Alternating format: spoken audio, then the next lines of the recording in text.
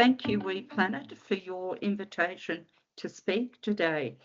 Today, I'd like to do a presentation, and the title is A Renewable Journey.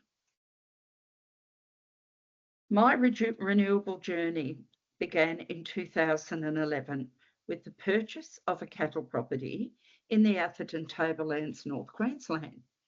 We wanted to establish a wildlife corridor to connect to the Herberton Ranges, the Thiaka Creek, and a nature refuge. It was truly breathtaking to walk through our new rainforest of outstanding beauty. After seeing a tree kangaroo, a green ring-tailed possum, a satin bowerbird, a fantail, and countless other wildlife, we were hooked.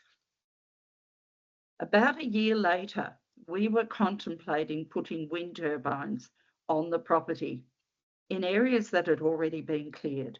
I thought this was the future, this is the way to go, this is green, because that's what we've been told. So I was given contact details of a wind developer because we also thought it would bring us much needed income. Then something happened. This is, unfortunately, I didn't take a photo of it, but a wedge-tailed eagle flew straight above us, and only then did we begin to question how these birds may be impacted. Yes, we purchased a farm, we purchased a forest, but this would have been a totally different change of land use. So we didn't go ahead. It was a mutual decision.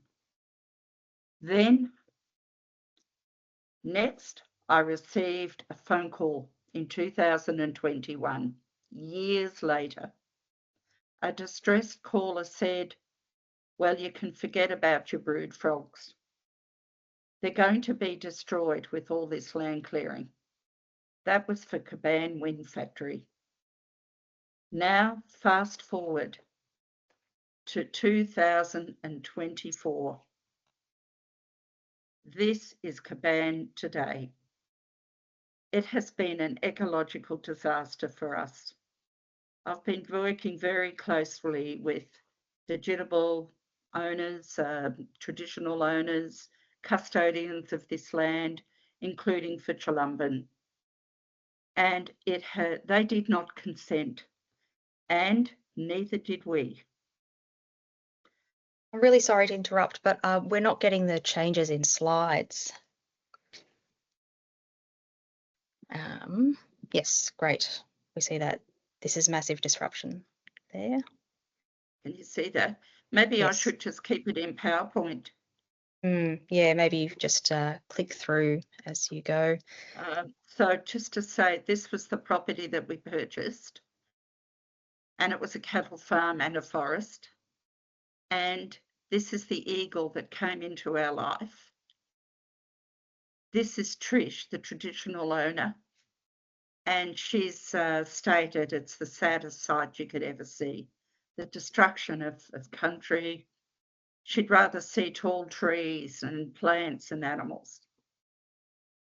And then the offsets, we just discovered that, well, it's not as green as what we thought. The Caban development has resulted in the clearing of over 172 hectares of critical habitat. It's interesting, you know, some call this a footprint, a bit of clearing, but it's more than that. Language is designed to disguise the real impacts, the other impacts. And the other impacts to community, to Indigenous people, to us, our whole way of life.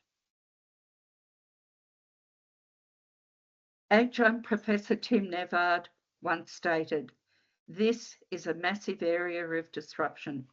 It's bigger than most mines and it's permanent. Once you start destroying that sort of habitat, it's gone. You can't replace it, no matter how you feel. You may want to offset it. It's irreplaceable. The turbines actually dwarf the forests. Sydney Harbour Bridge, they're not little things. These are massive, and we don't actually know what the long-term ecological consequences are of the turbines themselves, let alone the land.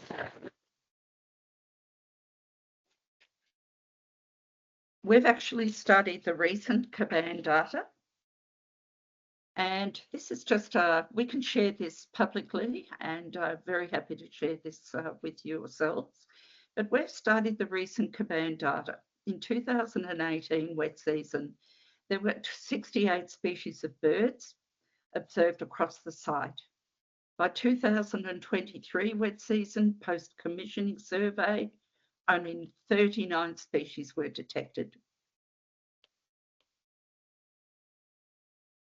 2024, this was only in April. The department was notified of trigger events.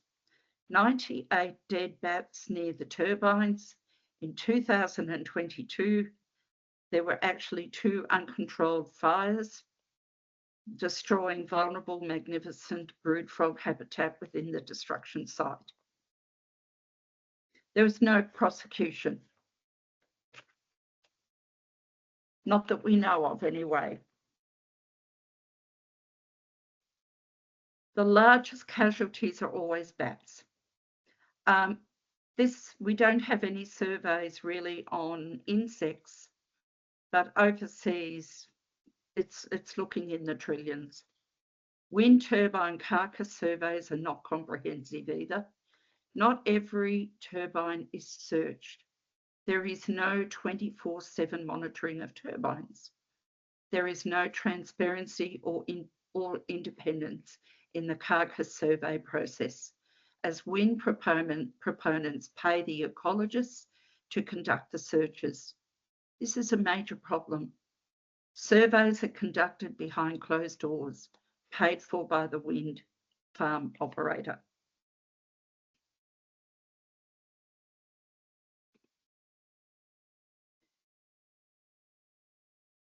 The impacts to the magnificent brood frog is simply unacceptable. We, months and months ago, we did go ahead with research for the DNA research of different populations, which populations are always are also found in Upper Vertigan. But, you know, it's appalling to lose whole species in this way. So it's interesting. The Premier said this was the advertisement.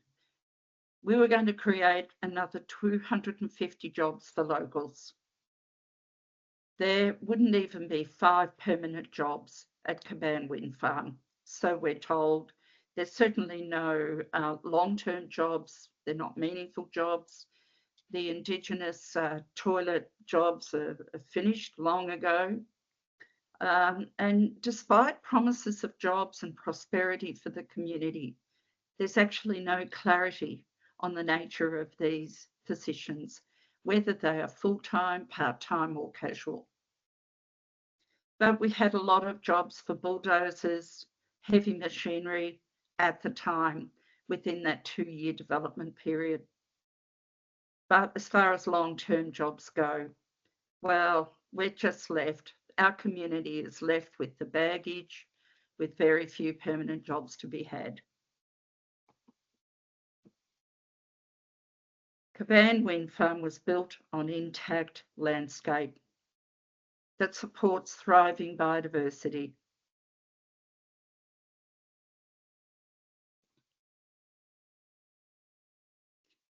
I've just got something very positive here to say, that there was a big victory for Chulumban, and the nature-loving community and our Indigenous friends are rejoicing, and we have celebrated this fantastic win.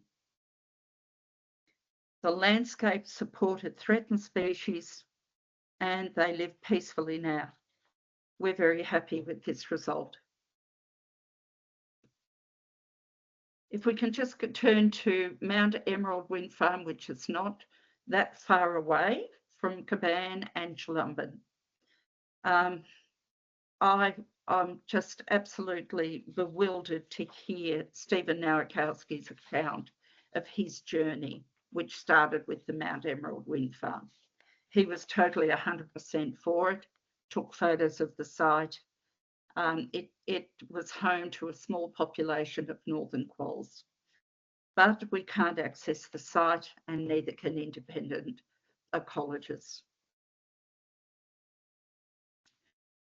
I really thought, and I said this to the ABC, that we thought, okay, we've done our fair share of renewables, we've done our fair share, enough's enough now, and nothing could be more further from the truth. So this is Mount Emerald, from a stunning wilderness to now an industrial electricity zone, large scale. And these are just some of the species. But again, bats are the biggest casualties, and also insects, of course. And how do you measure that? They have been measured overseas. But we ask, how many carcasses were missed? Northern free-tailed bats, during formal surveys for 2 years, totaled 105. Little red flying foxes were 29. But, you know, how did these animals get identified with every single wind turbine? And what's alarming to me, I was told by an ecologist who I won't name, but this ecologist over coffee said to me she wanted her 900 bats to be published. It never was published. So if they don't want these results to be published, I don't believe they get published. It is absolutely alarming how there's just no transparency. Now we're faced with another ecocidal project that was actually approved by Minister Plibersek recently. This Upper Burdekin wind farm biodiversity is off the charts, home to a huge population of northern koalas. Going legal, unfortunately, is the only way we can stop this. This is Upper Burdekin. They changed the name to Garabaya. But Apple withdrew to put this purchase power agreement from the proposed Upper Burdekin at the time in 2023 due to environmental harm. Speaking of Upper Burdekin, we've got 12 or so endangered, vulnerable species on this site. It is alarming. The land parcel borders Australian Wildlife Conservancy's Mount Zero Sanctuary.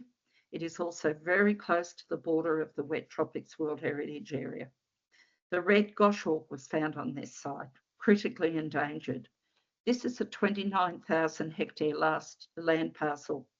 That will end up being an large-scale industrial zone. We must stop this. Threatened Sharman's rock wallabies are unacceptably impacted by this transition. Their sites will be blasted. It's just alarming and tragic. They may need to be blasted. It's just an unacceptable price to pay. Forest wind farm, if approved, also sets a dangerous precedent. It is a state forest. It's a public asset. 67,000 hectares is the land parcel. It's just huge. We're looking at we're just looking at a huge amount of land, and the problem is it's a totally different change of land use. So this is how it will look if this goes ahead. It's just alarming. using state or national parks as sites for renewable energy developments is an entirely different change of land use. They shouldn't call it a farm or an energy park. Nothing could be further from the truth. This is how it looks. We've ground truthed these areas, and this is why we're doing it, because we're just so concerned about where our country's going. And then most people are probably by now aware that State Code 23 gives renewable energy a free pass. This map was done quite some time ago, but you can find this map on the website, the Queensland Government website, and there's a lot more than that. We're probably looking at now, and these are wind farms in the pipeline. Let's go a little bit further. Now we have 173 proposed, in development or proposed: wind, pumped hydro, solar, battery storage. So it's a lot in the pipeline that people don't even know about. It's huge. So this is what the Queensland Renewable Energy Council is advocating by 2035. So how much land will we actually require? Well, there's two reports out. One's by the Australian National University. They state all we need is 12,000 square kilometres, which is still a lot. They argue agricultural land will be barely affected by renewables, with livestock being able to graze around infrastructure and crops continuing to be produced. Unsurprisingly, he concludes, in short, Australia has far more than enough land to host the solar, wind developments required for the renewable energy revolution. The problem is he mentions no impacts to community, critical habitat, threatened species, aerial life, prime agriculture, nor does he mention edge effects or overall drying effects of clearing, fragmentation, vegetation. So the research seems to assume that a regional Australian landscape is simply cleared farmland without any threatened species whatsoever. Or maybe he considers threatened species and critical habitat dispensable for the cause of climate change. So let's look now at the other research. IPA state that their indication, if energy from coal, oil and gas is replaced by an equal amount of wind and solar, we're looking at an anticipated total of 118 million hectares that will be required. This is to be that'll be industrialised. This is equivalent to 15.45% of Australia's landmass. And to sum it up, it's larger than the size of South Australia. And that's hard to get your head around. And looking at what we're seeing today with the Great Dividing Range, Tasmania, Victoria, and while the parameters of Blakers and New and Begg's modelling may be different from the IPA research, how, I question, how can they end up with such vastly different figures?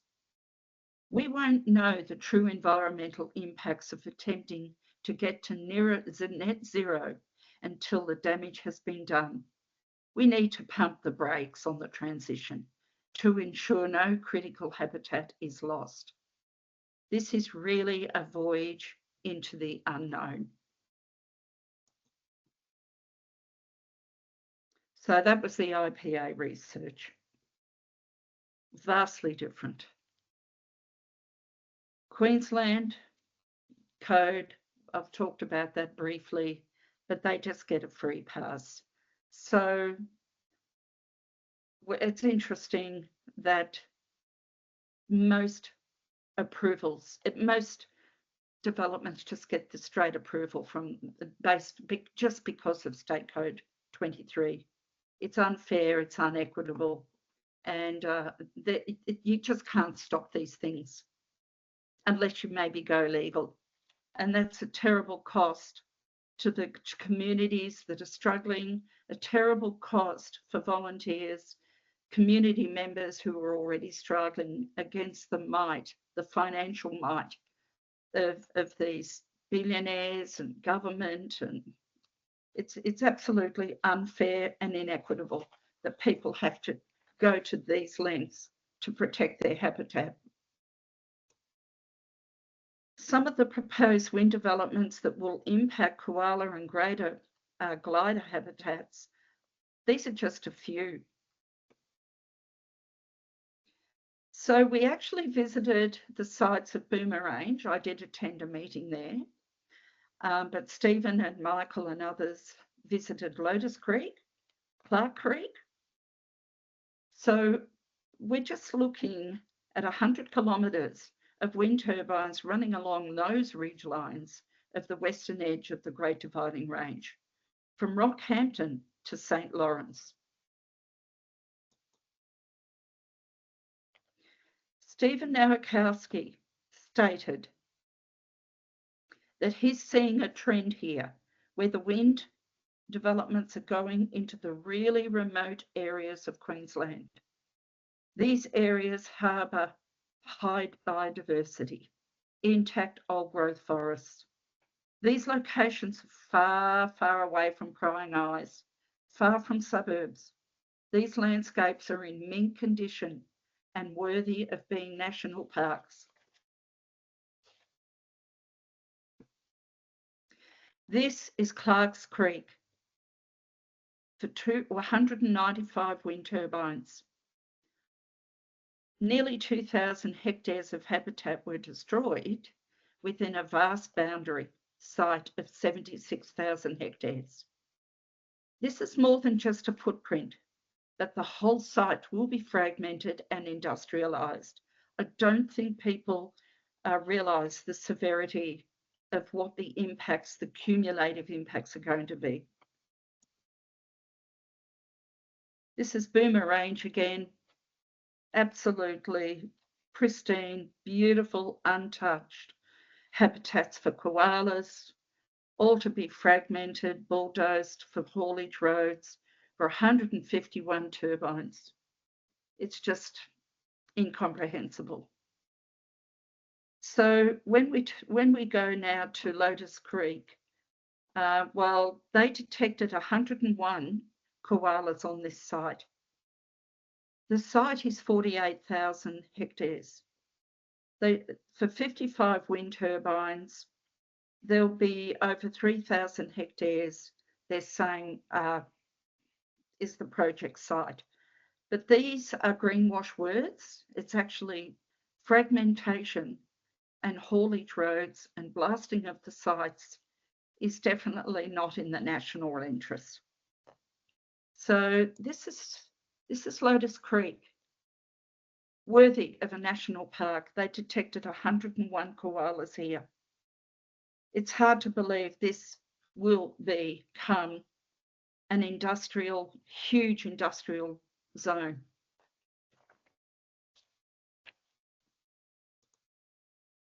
This is Mount Emerald Wind Farm.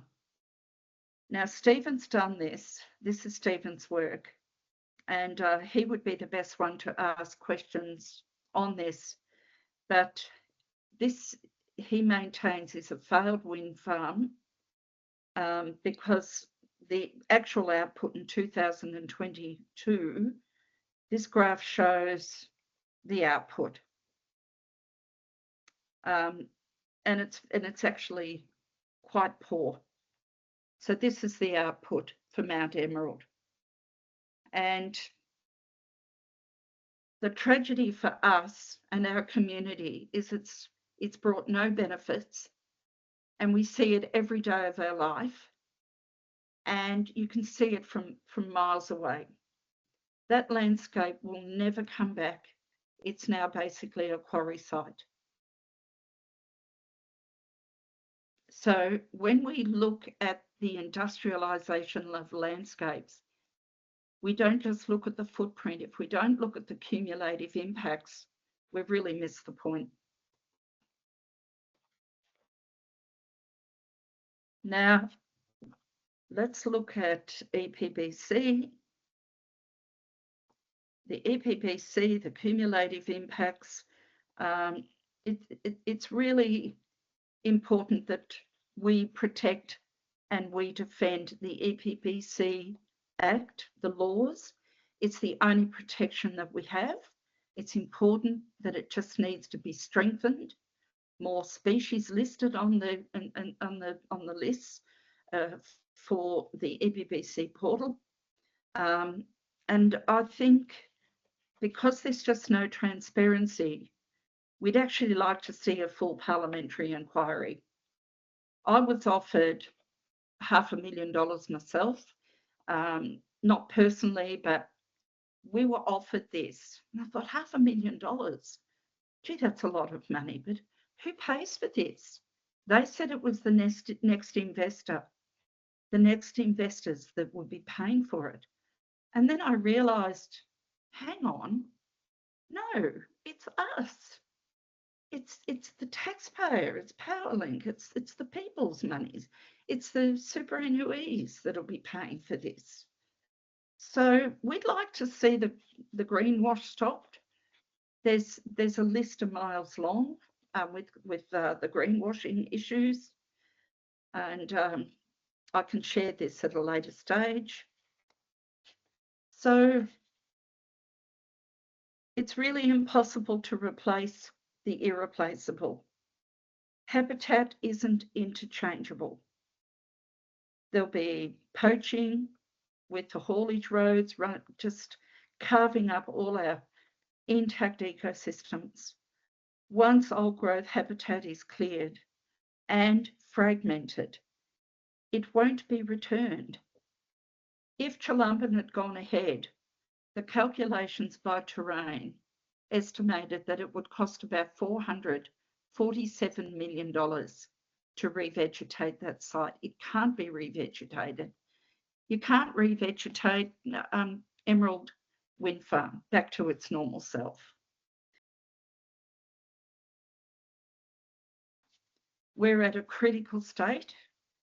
Rainforest Reserves Australia Incorporated versus Minister for the Environment and Upper Vertigan Wind Farm. Legal proceedings have commenced to go to the Federal Court of Australia. We're at such a critical juncture now. Please donate to our Koala Legal Fighting Fund. There's details on the website. There's a donate area that people may find easier to use, or people can pay straight into our public fund account, 100% tax deductible, and we're just working according to our charter, which is to protect and defend our environment. So discover our work. Here we are. Oh, look, there's another thing I would like to see Australians do, to actually have an adult and serious conversation about energy, national energy, and looking at energy that takes up way less space and impacts than what is proposed.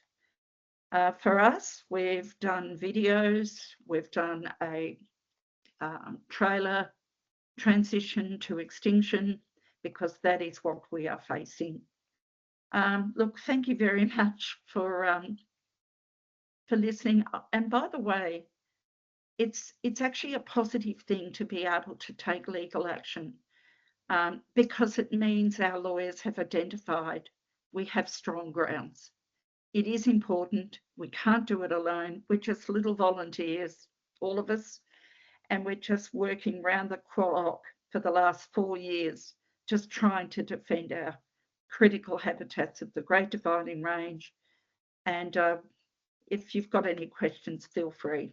Thank you. Thank you for having me.